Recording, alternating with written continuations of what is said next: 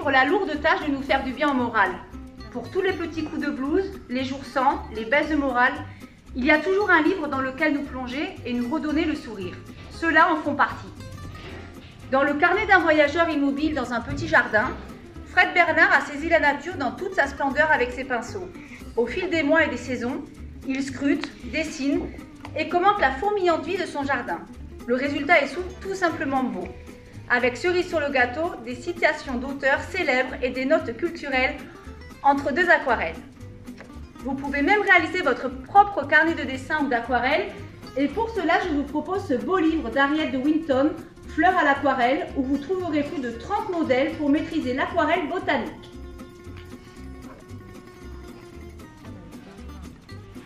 À travers cet album Moi, mon chat et le plaisir des jours heureux, Lao Shu nous invite à visiter le quotidien avec poésie et humour. Avec une certaine ironie, il pose un regard émerveillé sur le monde qu'il parcourt. À chaque page, un petit poème est illustré d'un magnifique dessin. C'est bien la quiétude qui ressort de cet album de Lao Shu, un sentiment bienfaisant qui sait nous faire si bien partager. Écrit par Anne Seyfriou, voici ce coffret accompagné d'un livret explicatif. Dans un écrin de tissu rouge vif, s'ouvre devant nos yeux une envolée d'oiseaux formant une frise délicate et poétique. En format accordéon, vous découvrirez plus d'une soixantaine d'œuvres des plus grands maîtres de l'estampe japonaise. Ce livre, Okusai, le fou du dessin, est juste magnifique. Finition soignée, de très belles illustrations à chaque page, contenu intéressant et complet, biographie en première partie et œuvre en seconde.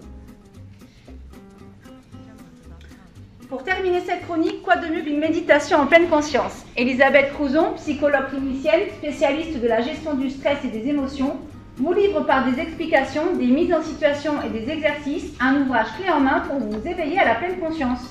Grâce au CD de 12 méditations guidées, vous disposez d'un véritable professeur à domicile. Voilà pour cette petite sélection de bouquins. Vous pouvez les emprunter ou bien les réserver pour une petite parenthèse de douceur et de bien-être. À bientôt pour une nouvelle chronique. Et n'oubliez pas de cliquer j'aime et de vous abonner à la chaîne.